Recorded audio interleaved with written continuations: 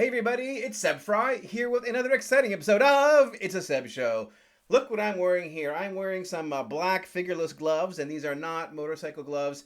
These are some cool copper gloves. I don't know if you are aware of this, but there's this whole homeopathic thing, I guess it's homeopathy or whatever, about how copper is supposed to like reduce your body aches and pains like that. And I do have arthritis. I'm like 50 years old now. I got arthritis. Yeah, I got arthritis because I used to be a techie, used to do a lot of typing. I still do a fair amount of typing with bad posture and all that. So my loving wife got me these as an early Valentine's Day gift to, as a token of her affection for me, so that I might be able to heal my aching joint. So thank you so much for that.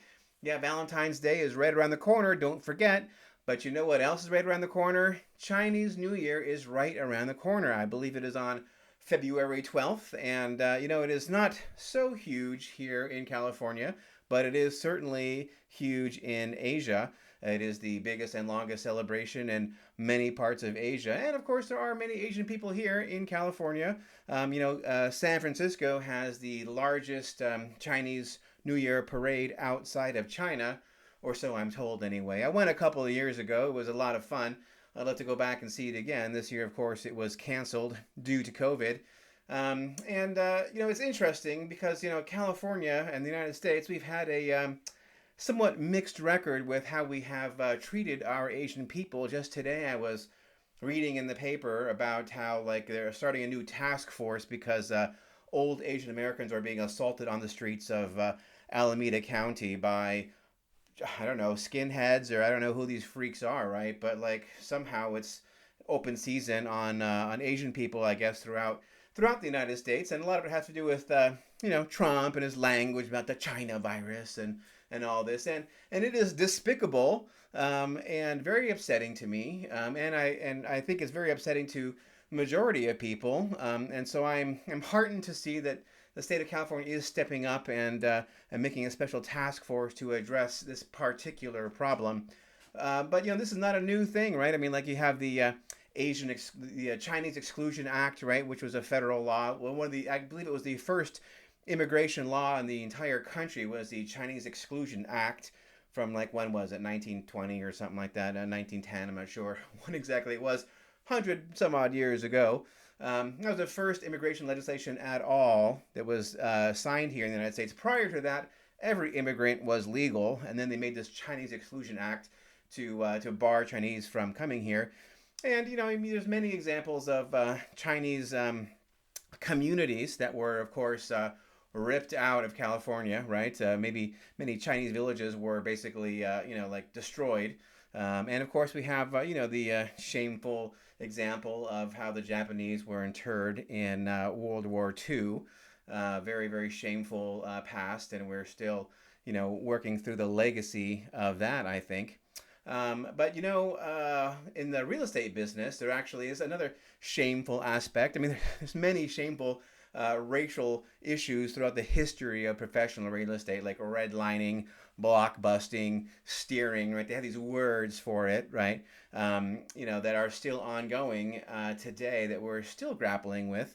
But like, for example, in California, and I'm sure this is true in many other places as well, there are actual racial or racist covenants that are written into the properties themselves, right? So back in the 20s and 30s, and probably earlier and later too, but mostly I believe it was going on in the 20s and 30s, when they would parcel out, neighborhoods, right? They would sell the land. They would put conditions on the land that said, like, nobody of any non-white origin may live here. So here goes one that I just came up with today.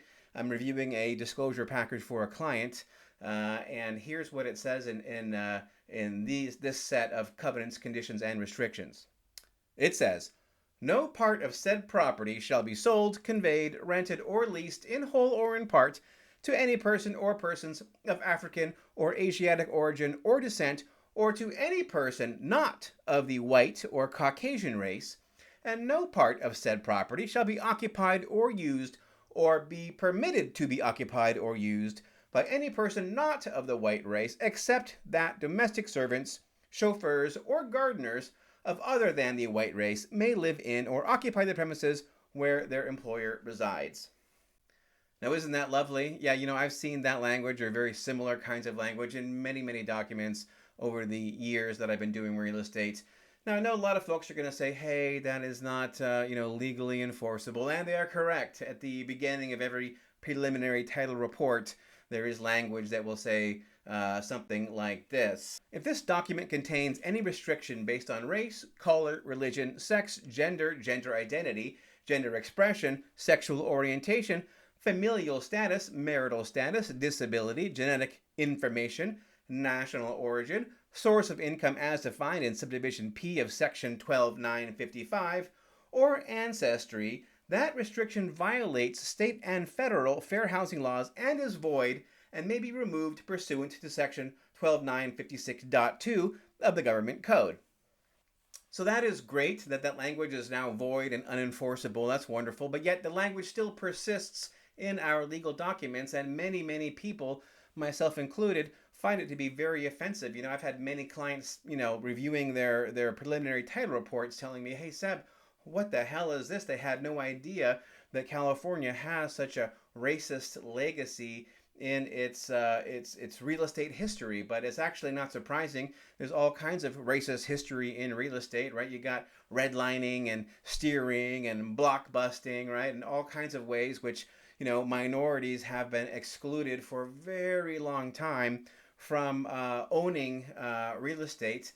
And, that explains, I think, to a large degree why the net worth of white people tends to be higher than other minorities in the country. Is because white people have a much longer history of owning real estate, because ownership of real estate is like the single largest and surest on-ramp into the middle class and upper class available in the United States. So I wholeheartedly support the effort of our legislature to remove that language from our property records, because we need to put all of this aside.